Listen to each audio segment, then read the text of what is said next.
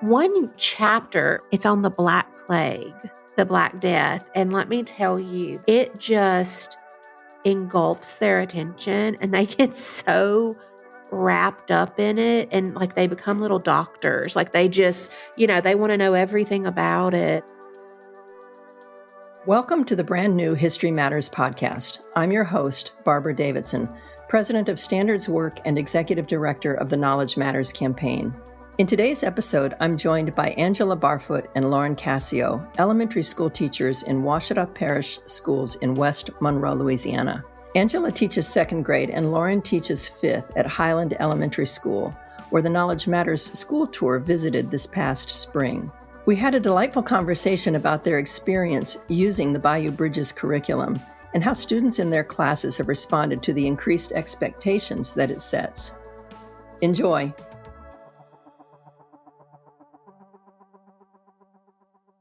How had you been approaching social studies in your elementary school prior to the adoption of this and the implementation of this curriculum that the state has, made available to you? Did you have textbooks? Did you dedicate time to it?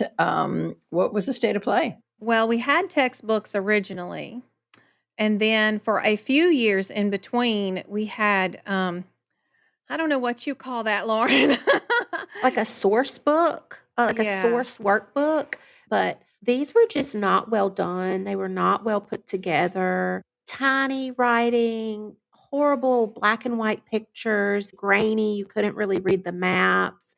We have our standards to teach, and we were supposed to kind of be able to do it with inadequate materials. And it was very frustrating, and it was not enjoyable for anybody. The difficulty and the lack of, support for us, it was just, here are these sources, show them to your class, read them, and, try to match that to your standard and get something out of that. There was no consistency, I would say. I bet every teacher in the parish, even on the same grade level, probably taught it differently because we were just kind of left out there to do what we felt like was best. And that can vary a lot.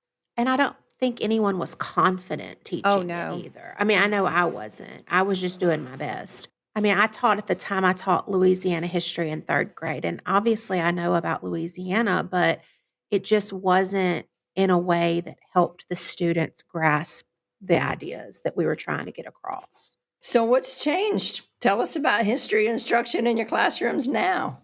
I mean, we went from trudging through mud to we are tiptoeing through the tulips. We are just having a good time.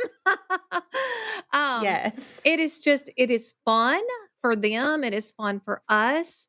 Your day is not static. It's not, we're going to read this passage and then we're going to da, da, da, da. It's very, there's a lot of different types of questioning, and all of the readers and the maps and everything that comes with it is just so beautiful. The kids are just so interested.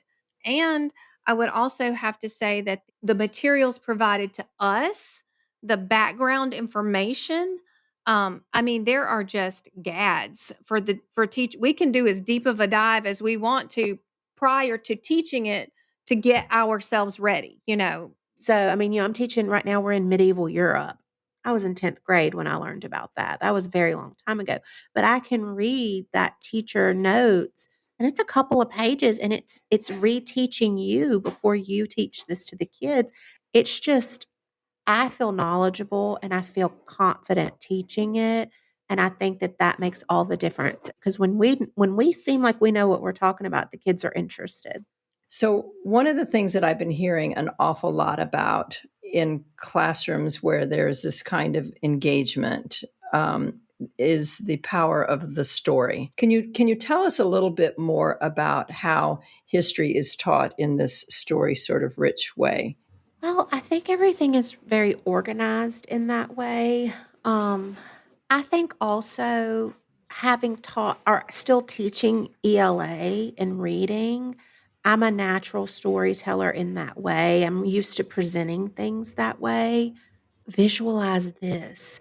Imagine you're here. Imagine this is happening to you. And it's teaching them that skill of, I always say if you visualize, you're going to remember it better. And I think that with the sources being so wonderful, it just kind of comes naturally for it to tell a story in that way. Also, in the readers, when they choose the visuals to go with the stories, kids love picture books.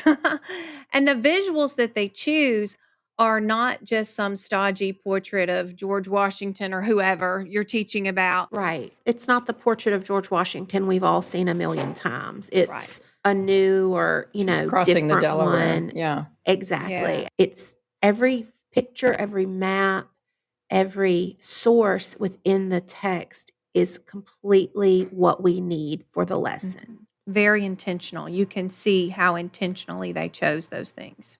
So you mentioned teaching ELA, and obviously you do that as well as elementary classroom teachers. How does that curriculum which is Louisiana Guidebooks, and Bayou Bridges work together? I would say I was very excited this year, when I went from fourth to second. And we don't use guidebooks, but we do use CKLA, which is very, science of reading, and it's an excellent curriculum as well. And actually, in our next knowledge domain, we have a knowledge domain, and we will be learning about the Indus Valley civilization. Well, guess what I taught in fourth grade? Social studies, the Indus Valley civilization. So we are finding that what we're doing in ELA is preparing or reinforcing concepts that we've already found in our social studies curriculum because they are covering similar topics. So, for example, in fifth grade, right now we're reading a wonderful novel called The Birch Bark House. And it's about the Ojibwe Native Americans and a family. It follows a family. But we are building so much. I mean, the first week, we're only building background knowledge about Native American ways of life.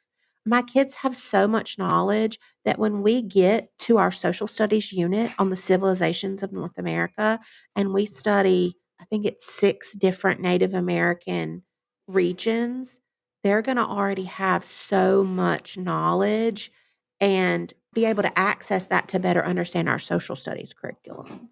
So it's just amazing that it just overlaps in such beautiful ways that, you know, the students feel like confident learners, and that's what we want. And I think it teaches them something too. And this just occurred to me, Lauren, but just how in life, everything it's a flow. You don't just learn today and never learn it again. You can apply what you're learning over and over and over and over. And I feel confident the things they're learning here in elementary, they're repeating again. Well, I know they Right. are in middle school. Right. And how you can just apply your knowledge that you've learned to life itself, make you a better citizen. And Yes, that's what I always try to tell my kids is we're doing what we do is for a purpose, and we're just building our knowledge, and we can't forget what we learned because we're gonna need it later. Everything we do in school builds, and it's set up that way to help you be successful. And so I think I've always said that, but I feel like in recent years, they're finally making those connections and they understand. I maintain that one of the opportunities that we have right now for more and better history instruction at the elementary grades is because of what we're learning about the science of reading, and not just that the importance of background knowledge and content knowledge, but the kinds of things that we can do when we study history, that really are very much what we are asking our students to do as they're learning to read. So how is that showing up for you all? Would you make an argument that says that your history instruction is improving literacy results in your district or in your school? well, I think so because it is so interesting and engaging, and because of the way it's written, kids want to read what they like. And so anytime you read more because you like it, that is naturally going to develop your reading skills. I mean, the more well-read you are, the more knowledgeable, and usually the stronger you are academically. Well, and I'll just say, like, we can be reading a topic in social studies And I'll have kids when they come to the library at school, they check out nonfiction because, or even a fiction book about like a historical fiction about what we're learning about in social studies because they want to know more. I find that fifth graders love a fact. I think it's just broadened their horizons in that they're learning about things they never have heard about before. It excites me because I want them to read different genres and because that's part of what I need them to do also. So if they're practicing reading an informational text, then that's only going to help in reading also.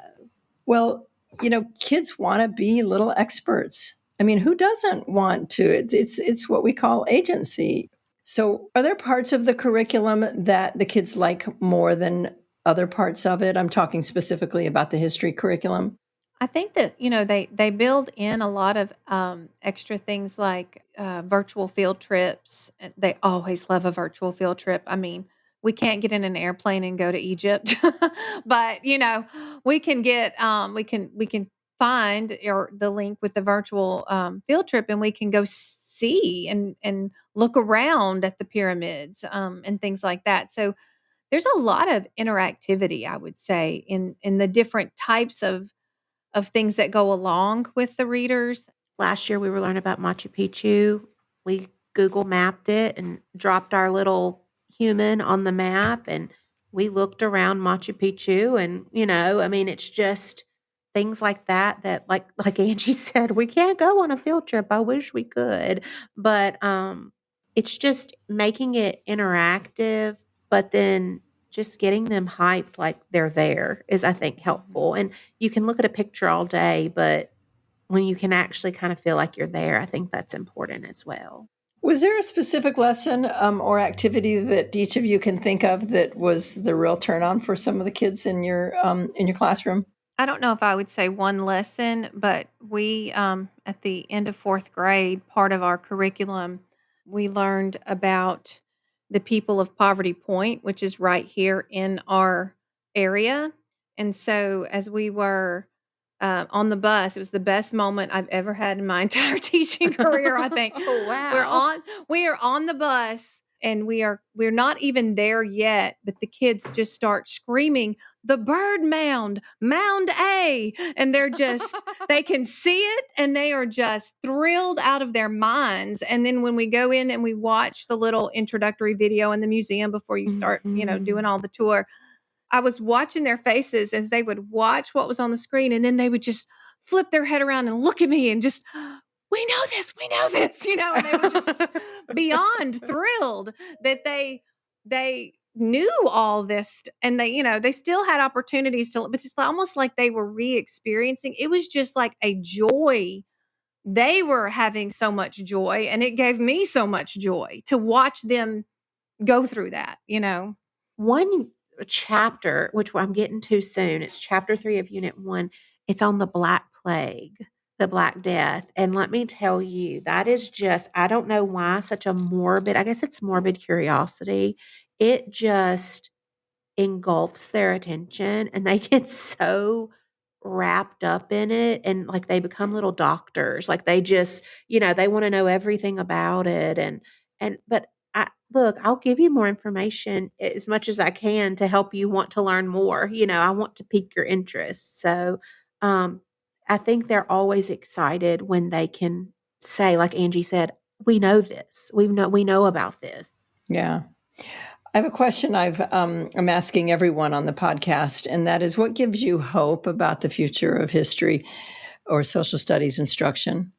I think it is teaching them to think, and to not just take things at face value, but to really dive deep. And it's giving them, not just a US perspective, but we go all over the globe, in Right. in all of our social state. We do different places and different time periods. We're growing up here in Louisiana, but now suddenly they have visions of what it's like in other parts of the world, and maybe they want to go there.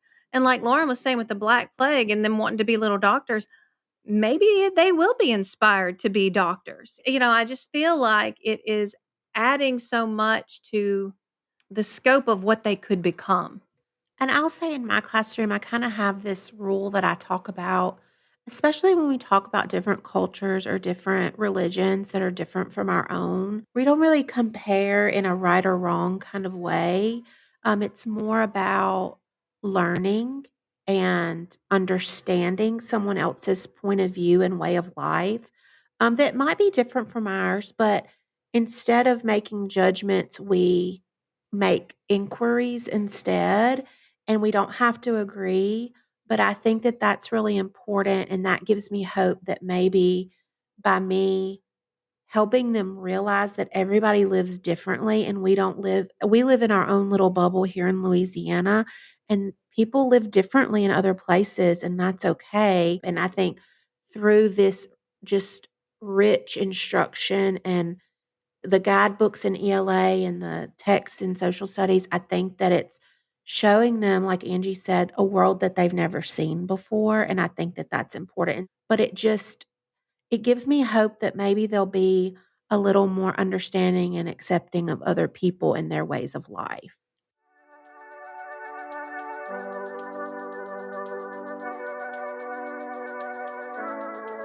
To learn more about our visit to Ouachita Parish schools, click the link in our show notes. This podcast is produced by the Knowledge Matters campaign. You can learn more about our work at knowledgematterscampaign.org.